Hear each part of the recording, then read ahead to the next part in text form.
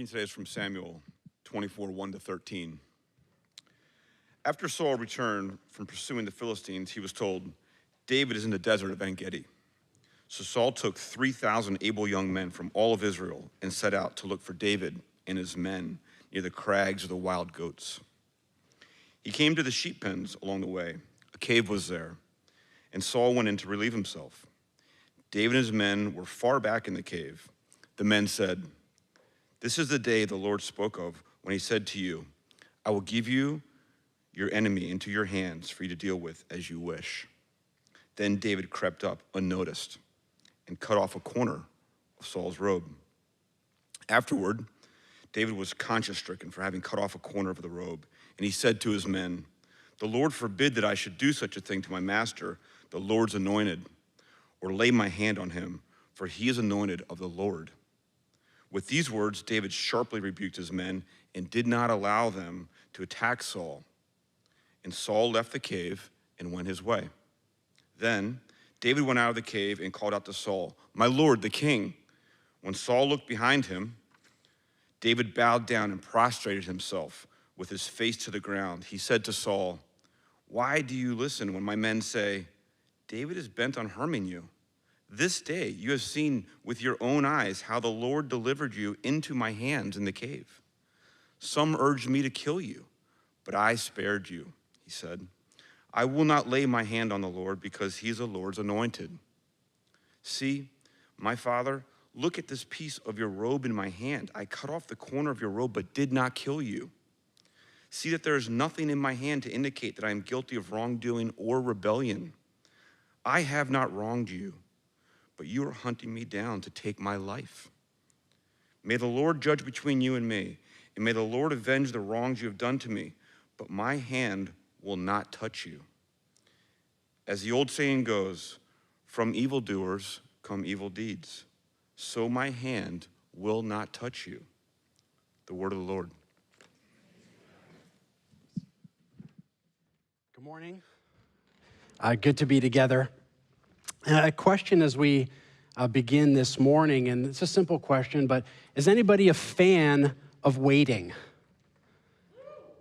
Okay. It's more zeal than I expected in response. But I think for being real, other than for Chris, we don't really like waiting that much. It doesn't matter what we're talking about. Delayed Amazon package? No, thank you. Buffering video? No. How about waiting in your car when the light has clearly turned green and the person isn't going and you know that they're texting on their phone, you know that they're checking their email? Who's been that person? Or how about navigating the lines at Costco when you have to do sort of a nimble mental calculus to analyze which line is going to be shorter? Where you're like, how many carts are in the line or in which line? How many items are in each cart? You know, you see somebody slowly, you're like, that guy's slow, change lines, right? Change lines. I don't think anybody likes to wait. But a number of years ago, I took a meaningful and proactive step in my life against waiting. And I went all in for TSA PreCheck. Now, some of you know the blessing. Some of you are laughing because you know of the blessing that I'm about to describe to you. What if I told you that for a small fee, and I don't work for the TSA, by the way, but what if I told you that for a small fee and a little bit of paperwork and a brief visit to a registration center, you could greatly reduce your time that you spend waiting in airport security? I'm talking no more taking off your shoes. You don't have to take your laptop out of the bag. You can wear a light jacket through security if you want. You get to travel with great elegance and with great style. TSA PreCheck, yes, but you're gonna think the luxury, it's gonna be so lavish of an experience that you're gonna think that you're King Louis XIV in Versailles. And so I went for it. I did the process. And I remember the first time that I was going to use my TSA PreCheck benefits while traveling with a few friends with some other people. And I hate to say it, but non-PreCheck people, okay?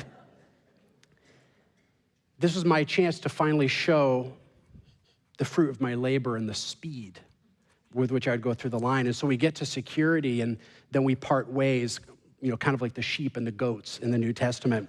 And I see them, I see my friends slowly and sadly shuffling into their long line, their shoes coming off. I'm just like, these poor souls. I look over at them with both love and with pity because I knew they were never going to know the goodness that I was about to experience. And I was happy for myself, but I was sad for them. And I was even thinking, I'm going to get through so quickly that what am I even going to do on the other side? I'm going to have so much time to kill. I'm going to have to take laps of the terminal. Maybe I'm going to go in one of those massage chairs. I've walked by them a lot of times. Maybe it's my time to actually sit in one. But then something strange started to happen. And I noticed that my pre-check line is, for some reason, going slower than I thought it would go, and that the regular line seems to be accelerating. And so I'm like, not today, Satan. This is not happening. After all of the hype and about my new elevated status and the tales of glory that I had told them about, now they're moving faster than me. My plan was beginning to crumble. Right? There must have been something going on in the system that day, because by the end, it turns out my friends got through security several minutes before me. And by the time they got through, they were waiting for me, and I had a little look in their eyes, but they didn't have to say a word because my shame and confusion and sweatiness was clear. We don't like to wait. I don't like to wait. Now, sure, that day was a little bit disappointing, we could say, a little bit aggravating, a little bit embarrassing, but what happens when it's something more than that? What happens when it's something bigger in our lives? I wonder if you've ever had a plan that backfired on you. If you've ever worked out a detailed roadmap for how life was going to go, only to have it sort of fall off the rails. I wonder if you've ever waited for something and it doesn't even seem to budge. See, the question really isn't, are we going to wait, or is everything going to go well for us, but how do we respond when hard things happen?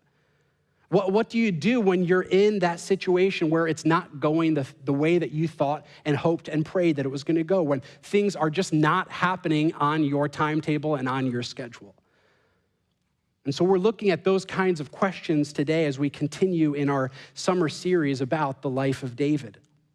Now, David, it's fair to say, and probably an understatement to say, that David has been on a wild ride. Nothing has been ordinary and nothing has been predictable about his journey. In fact, if you were trying to graph out his life, the ups and downs, his life would be all over the place. Lots of valleys and lots of mountaintops. He starts very much down, right? He is the youngest child of a large family. He is a shepherd. He's all but forgotten. But then it goes up a little bit. He's anointed as king. That someday he's going to be king. It's this incredible thing, and yet it's a long time coming, and so he goes back down into the sheep pasture where he's forgotten, basically forgotten again. But then longer term, he becomes an incredible military hero on the battlefield. He ends up marrying the king's daughter. He ends up getting a job on the equivalent of Capitol Hill in Israel. He has access to power and to connection, but things are going a little bit too well for him, and they start to come down again because his boss, King Saul, is an egomaniac and a narcissist and is extremely jealous of him. And he's absolutely incensed, enraged, and outraged and allergic to the fact that David is getting so much praise and so much attention. It's all too much for Saul. At one point, Saul throws his spear to hit David, right? Talk about a unpleasant work environment to be in, right? He wants to have David killed. Now, that might be a little bit more dramatic than for what some of us, many of us, probably all of us are facing today, but at the same time, I would imagine that all of us are facing some kind of question, some kind of uncertainty, some kind of fear, some kind of worry or a dream that has not yet come to pass. And so as we learn from David's story today, we want to look at how to navigate those times in our lives when things just don't go our way. In our passage today, we're going to see a picture of life in the cave. We're going to look at the temptations of the cave, and then finally, we're going to get a sense of God's wisdom for when we find ourselves in the caves of life. And so the first thing that we see is a picture of life in the cave. David is on the run. David is scrambling for his life. Now, as I was thinking about the story of David, I couldn't help but think of that old cartoon of Wile E. Coyote chasing the road runner. And every episode is basically the same. It's this hungry coyote trying to catch the road runner, and every episode he gets away in the nick of time. And you're like, all right, I've seen a lot of episodes of this, but this time he's definitely there's no way he's getting away this time. And once again, he gets away every single time at the last second. And thinking about that, I'm like, that's a little bit like David. Right? David has escaped the latest threat against him, and he's gone into hiding to get away from Saul's next attack. Saul, this guy is obsessed with finding and ultimately killing David. And so we pick up in our passage, it says that after Saul returned from pursuing the Philistines, he was told, David is in the desert of En-Gedi. So Saul took 3,000 able young men from all Israel and set out to look for David and his men near the crags of the wild goat. So Saul is told, look, David is out there in the desert in the spot called En-Gedi. Now Saul, we don't know exactly, but he must have had some form of like military intelligence or spy agency or something, because wherever David goes, he's able to quickly access where he is and get the lowdown and get the data. And it says that he's going to take with him 3,000 able young men. Now, what does that mean? That is code word for the elite, right? These are like special forces that are coming with him, trained, tough, ready to go. Steve, by the way, who just read our scripture, used to be an Army Ranger. Now, thankfully, Steve is nice, but imagine if there were 3,000 angry Steves coming after you. That wouldn't be a good situation. Good news, though. Okay, so Saul's got his 3,000 Army Rangers. Good news, David has some men too. Now, what kind of men does David have with him? Well, we actually found out a little bit earlier in the story. Who were his men? Well, all those who were in distress or in debt or discontented. They gathered, those were his men. He had about 400 of them. That's David's crew. And so David and his warriors are now hiding out in the En-Gedi. The En-Gedi was this region that was really a pretty spectacular region, actually, overlooking the Dead Sea, extremely rocky terrain, easy to hide out in. It's sort of like a refuge there. There are actually waterfalls, there are springs, and there are lots and lots of helpful hiding places in that setting, including a whole system of large caves that you can be in. And so we pick up in the text, it says, and so Saul came to the sheep pens along the way. A cave was there, and Saul went in to relieve himself. David and his men were far back in the cave. I love the Bible. It is not sanitized, right? Saul is on his journey, and he goes into the caves to go to the bathroom, to relieve himself. Even his men are like, King, we're good. We're going to stay out here. Like, you go in the cave, we love you and everything, but you can go in there by yourself, Saul. That's fine. And so Saul goes into the cave, and you know when you've been in a light setting, a light room, and then you all of a sudden go into a dark place and you can't see anything because your eyes haven't adjusted? We have to imagine that that's what was going on for Saul. He goes into this cave, he can't see a thing. But it's not just luck, it's actually providence that of all of the whole system of caves in the En-Gedi region, that Saul's bathroom time and his nap time are in the exact cave where David and his men are hiding out. And so now, it's one thing to say, oh, David's in a cave, but actually think about what is the emotional state of somebody who has been running for their life and is like a caged animal in a cave, hiding. David is now a fugitive. That is, there must be so much emotion and so much fear and so many different things going on inside of him. Well, how does David feel? How does he feel? Well, it turns out that David wrote some Psalms in the cave. Psalm 57 and Psalm 142, for example. And so here's what he says in 57. I'm in the midst of lions. I'm forced to dwell among ravenous beasts. Men whose teeth are spears and arrows, whose tongues are sharp swords. I cry aloud to the Lord, out of Psalm 142. I lift up my voice to the Lord for mercy. I pour out before him my complaint. Before him I tell my trouble. Look and see, there is no one at my right hand. No one is concerned for me. I have no refuge. No one cares for my life. And so how is David doing? Well, he feels like he's forgotten. All alone, and we understand why. He's running for his life. You can imagine David just saying, like, God, am I not supposed to become king? Have you ever been in that place before? God, I thought you had good things in store for me. God, is this part of the plan? Did I miss something here, God? Do we know life in the cave? The cave can be a lot of things. The cave can be a place of delay when God's timetable is different than my timetable. The cave can be a place of loneliness where I feel forgotten. The cave can be a place that is overwhelming, that's suffocating, where it feels like there's no air and there's no oxygen. The cave can be a place that is frankly just dark and there's not a clear picture of what lies ahead and a clear picture of the future. In the cave, it's easy to feel misunderstood and unfairly treated. The cave is a place where you might feel stuck and you're not really sure how you're going to get out. The cave is a place where you start to doubt even in God's character and his goodness. It's this place where what you want most doesn't seem to be coming your way. We don't do well with caves. They're not inviting. We don't want to spend much time in there. We're not sure what else could be lurking in there. And yet sometimes we develop this theology, even for those of us who are followers of Jesus, where our viewpoint about the caves becomes, look, if I'm faithful enough, if I have enough faith, if I believe, if I serve God with enough strength and might, then those are the things that are going to help me avoid the cave. Right? Where my following Jesus is sort of like, God, I'm serving you in the first place to avoid caves. And yet, caves happen. It doesn't mean, just because you're in a cave, it doesn't mean you necessarily even did something wrong. Now, of course, the cave doesn't feel good. We want to get out of it, which brings us to our second idea here. That is that the temptations we find in the cave. Human nature is that when things seem to go off the rails, we want to take matters into our own hands.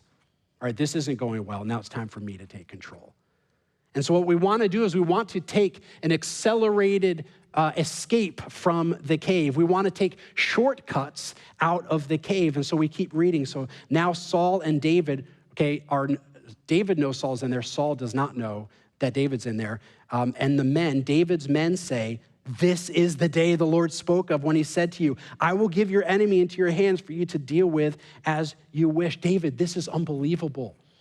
Saul is literally in our cave going to the bathroom, right? This doesn't just happen, right? God is doing something here. Like his men, no doubt, have walked with him. They've seen the pain that he's been in. They've been running with him. They don't like Saul, and right now Saul is a very, very easy target. Now is your chance, David, to take your life into your own hands. Do what you want to do. There's almost an echo to the garden with the snake who whispers, God isn't really for you. Take the fruit. Fast forward to the life that you always wanted. Do what's in your heart to do. See, something to remember, though, is that my desires are not always a good indication of God's will. Sometimes our desires and our impulses actually lie to us, and we end up interpreting God's word in a way that serves us, or we just bypass the word altogether. Now, what the men are saying to David here about the Lord giving the enemy into their hands, it's not about Saul. That's actually about the Philistines. But they're interpreting it as Saul. And so David's listening to all of this, and then it says that he, basically gets out a weapon, and in this dark cave, it says that he then crept up unnoticed and cut off a corner of Saul's robe. Now, last week after the Darien service, we did a little thing outside, and there were like the ices, the ice pops. I don't know exactly what they're called, but there were some scissors there on the table, and there were a couple little kids, and one little boy, turns out, grabbed the scissors. And he was sitting next to his sister, and he went over to his sister with the scissors, and he started cutting her dress with the scissors. And I heard about this, just like this past week, I heard about it, and I was like, man, this kid is prophetic. He knew exactly what this passage was going to be about this week. Like, we can't be mad at this kid. He's just trying to be biblical. He's trying to be like David. But what is the deal with this story? Like, David is going up in a cave and he's cutting off a little corner of someone's robe and his garment. Now, what's actually happening here? See, David has the chance to kill Saul, to humiliate him in the process, and all he does is take a corner of Saul's robe. Now, a robe, as we looked at last week, it's more than just it's more than just like a piece of clothing. It's not just like his jacket or something like that. It is a symbol of royal status. And so David is actually saying here, yes, the throne is within my reach, but I know that killing Saul and taking it isn't the way and the method that God wants to do this in. Everything inside of David is probably saying, go for it. Here is your way out of the cave and into an amazing future. But what does it look like for us to take matters into our own hands when we're in the cave? What do the shortcuts tend to look like? Well, I think there's a few ways that this can show up. And the first is quite simply just getting even. When you've been hurt, the most basic reflex that we have as human beings is to want to hurt back. You cheated on me, and so now I'm free to do what I'm gonna do. Your coworker, your classmate has been a pain. It's time to ruin her reputation. Get her back. You ignored me, I'm gonna ignore you. You don't even exist to me anymore. And if you've never felt like this before, if you've never felt like you wanted to get back at someone, then either, there's basically two things that have happened. Either you're extremely Christ-like and mature spiritually and emotionally, or you've never really been hurt. But settling the score, taking vengeance can be very, very appealing when you're hurting and when you're in the cave. Second thing that we tend to do is we can maybe call it false escape, this temptation, this shortcut of the cave. The cave, you see, is a very dark place, and so it's, of course, alluring to look for any glimmers of light that we can find. That's why the cave can often be a root of destructive habits, addictions, what we consume, what we watch, what we buy, what we do with our minds and our bodies. It could be immersing ourselves in our work. It could be avoidance. Avoidance is a form of false escape, just to say, it's not really a cave. It's just a flesh wound, right? It's not really that bad. We distract ourselves. Maybe I put up some wallpaper in the cave and make it, no, it's not a cave anymore. It's something better. Or maybe it looks like this: when there's a challenge at home or there's a challenge at work or when the relationship is hard, I'm just tempted to just press eject. Find something else. Find something better or easier. Third thing that we tend to do, this temptation of the cave, is we could call it compromising on our values. Because when you're tired of waiting, you can find yourself making decisions that you swore you would never make. You know, my marriage is so unfulfilling that maybe I should go out and maybe I should meet somebody new. You know, I'm very tired of being single, and so I'm gonna start spending a lot of time with someone who really isn't the kind of person I'd actually want to marry someday. You know, I really wanna be liked, I wanna have friends, and so maybe I need to sort of pursue and lean into what they're doing. Maybe they'll accept me, maybe they'll welcome me in. You see, I know what God's calling is, but I feel like I sort of have to cheat on this project. I feel like I have to do that on this exam. I have to bend the rules just a little bit because I know the future that I want and that I deserve, and I need to strive to get it. And then finally, this idea of this temptation of the cave could look like getting ahead of God. Now, it's kind of like, imagine if you had a remote control for life and you had an ability to press fast forward over the slow parts, over the valley season, and to get to the good stuff. And so you want a different career, and so you're always talking yourself up, and you're always doing a lot of self-promotion. Where sometimes you try to manipulate people and use people to accelerate things in your life that you believe ultimately will get you to God's plan. Where it's like, it's taken long enough, Lord, let me help a little bit. Anybody ever been in that place before where you're like, hey, I'm sure God has something good in the works for me, but if he had my help, we could knock it out today. Or we could accomplish this today, this afternoon. And I think that's part of what David is actually struggling with. We read David's own reaction to cutting off a piece of the robe, and he has a little bit of an unexpected reaction. It says, afterward, David was conscience-stricken for his having cut off a corner of Saul's robe. And he said to his men, the Lord forbid that I should do such a thing to my master, the Lord's anointed, or lay my hand on him, for he is the anointed of the Lord. With these words, David sharply rebuked Like that, it means like verbally, like he like cut into them. He was like, no, we are not doing this. He rebuked his men and did not allow them to attack Saul. And then Saul left the cave and went his way. See, David is saying, I know that what I did, even though it seems small, and it was literally cutting corners is what he was doing, he's conflicted because he knew he was short-circuiting the plans that God actually had.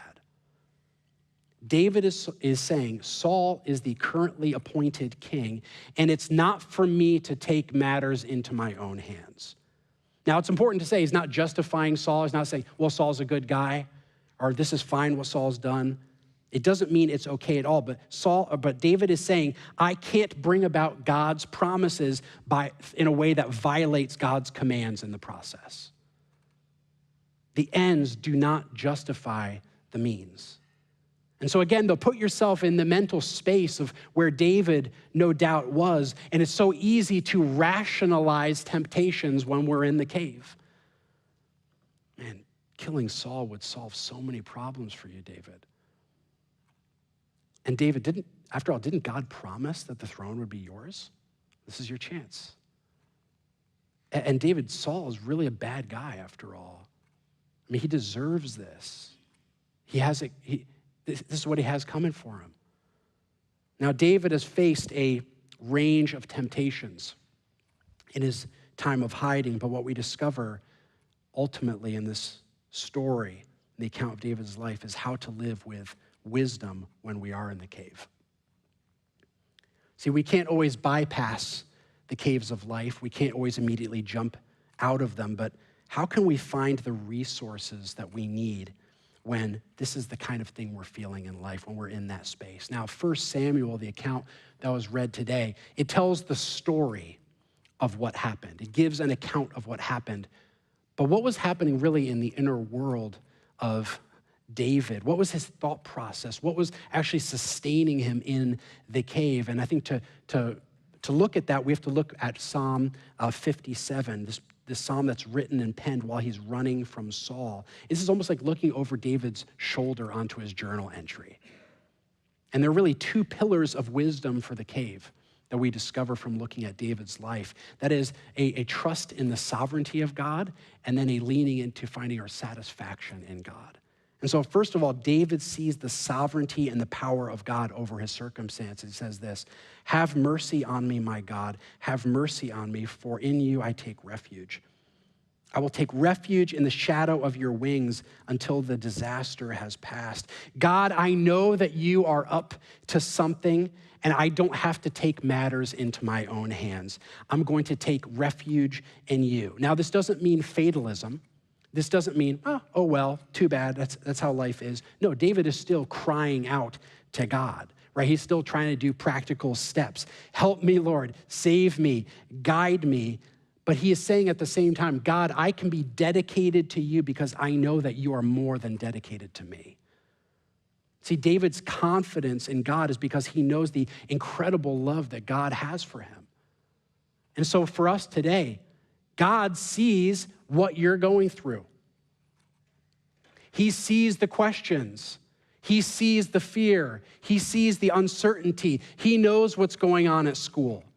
He knows what's going on in your family. He knows what's going on in your workplace. He knows what's going on with that health situation. He knows what's going on with that relational breakdown. He knows what's happening in your bank account. He knows. So we need to trust in his sovereignty, but second, we need to find ultimately a new level of satisfaction in God. David says in this psalm, again, written in the cave, I cry out to God Most High, to God who vindicates me. He sends from heaven and saves me, rebuking those who hotly pursue me. God sends forth his love and his faithfulness.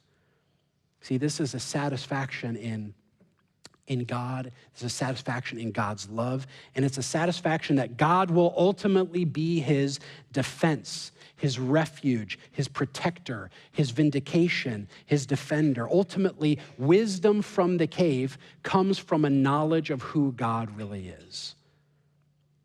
And to really find our satisfaction in him, we have to trust that God is ultimately a God of justice.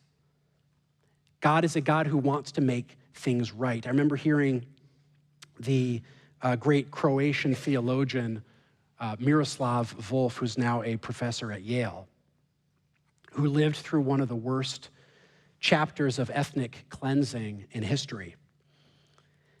And he talks about this idea that, people sometimes say that if you believe in a God of judgment, then you will yourself become, a person of judgment toward others. So he says, believing that someone's actions are evil and under the judgment of God will make you hate them and be violent towards someone else, right? That's kind of the feeling that sometimes we have.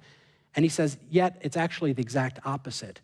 It's when you don't believe in a God at all that you become yourself violent and judgmental, because when you are wronged, who is there to take up your cause?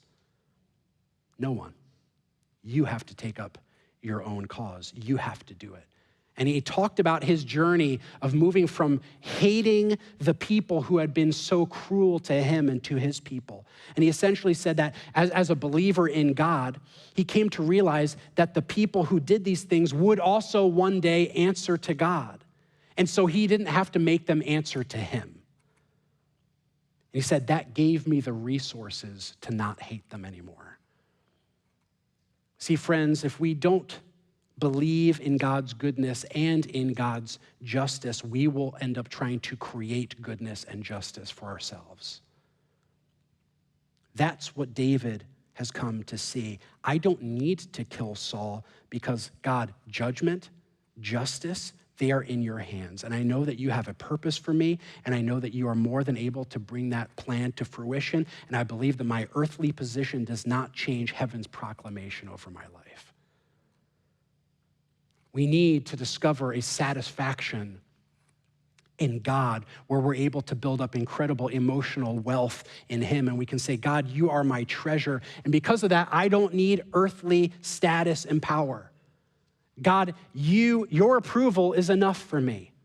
God, your thoughts about me are enough. God, I know my value because I know my value to you is infinite. And so what about us today? See, David has a temptation. Skip past the suffering. Skip the waiting. Stop running. Stop hiding. Take the throne. Bypass the valley. Go to the mountaintop. And it's right there. His men are literally cheering him on to do this. It's so close. It's so easy. David, that's your way out of the cave. But he chooses a different way. And instead of killing Saul and taking command, he takes a different posture. He waits. It is patient trust. See, God promised that his kingdom would come. And in the book that we're reading in 1 Samuel, there are actually 20 chapters, many, many years between when David is anointed and when he ultimately becomes king. 20 long chapters of cave dwelling, of longing, of running, of waiting, of time in the wilderness, and yet nothing can stop God's purposes. Where can we get the resources and the wisdom to live well when we're in the cave?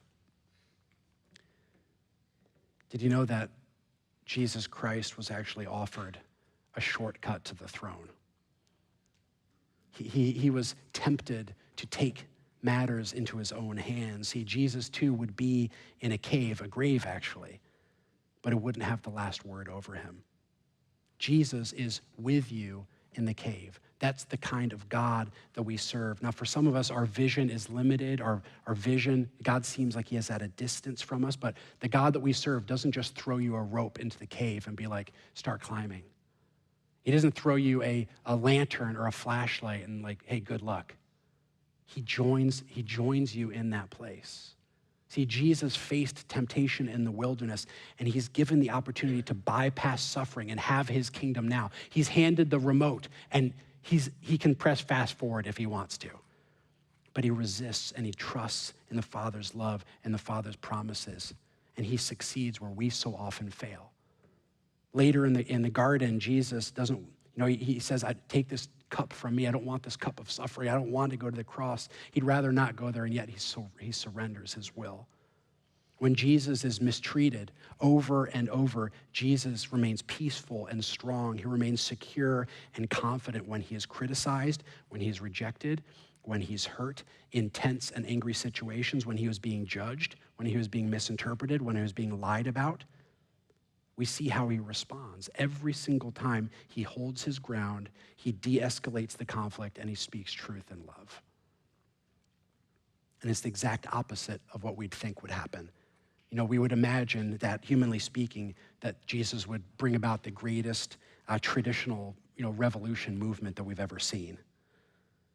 But he didn't do what people expected. He didn't do what was expedient. And we see it in his life, but most of all, we see it on the cross. There's no better way to understand trusting in God than to witness what Jesus did. Like, he shocks everyone in the way that he operates. He overcomes death by death. To the very people persecuting him on the cross, he says, Father, forgive them, for they know not what they do. Right? When Peter cuts off the ear of one of the guards who's trying to get him, he says, no, not like that. Not like that. He brings healing to that man's ear. Only by walking to the very end of his earthly cave, all the way to death, could he make a way out for us. And Jesus himself experienced the closeness and the comfort of the Father that helped him remain faithful to the very end. Now today, for us, the cave can take a lot of forms. Many of us today feel like we're not in the place that we would like to be. And so what do we do in those moments? Do we get even? Do we give in? Do we try to compromise? Do we try to get ahead of God? Or do we really lean in to trust? I don't like waiting. I don't always emotionally like God's timetable. And yet waiting is so often the very place of encounter with God. Some of you are in caves today. Some of you have been in caves in the past. And the reality is all of us will be in caves at some point in our life, and God sees those places and he cares about every one of those moments. See, nobody likes the cave, and yet at the same time they have transformative power.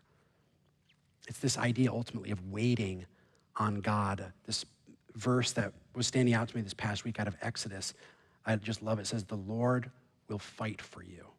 You need only to be still. But when we talk about being still, we're not talking about passivity. We're not talking about being still for stillness' sake. We're talking about being in God's presence. One of my favorite invitations in all of Scripture is just the reminder from our Father about who he is, where he says, be still and know that I am God.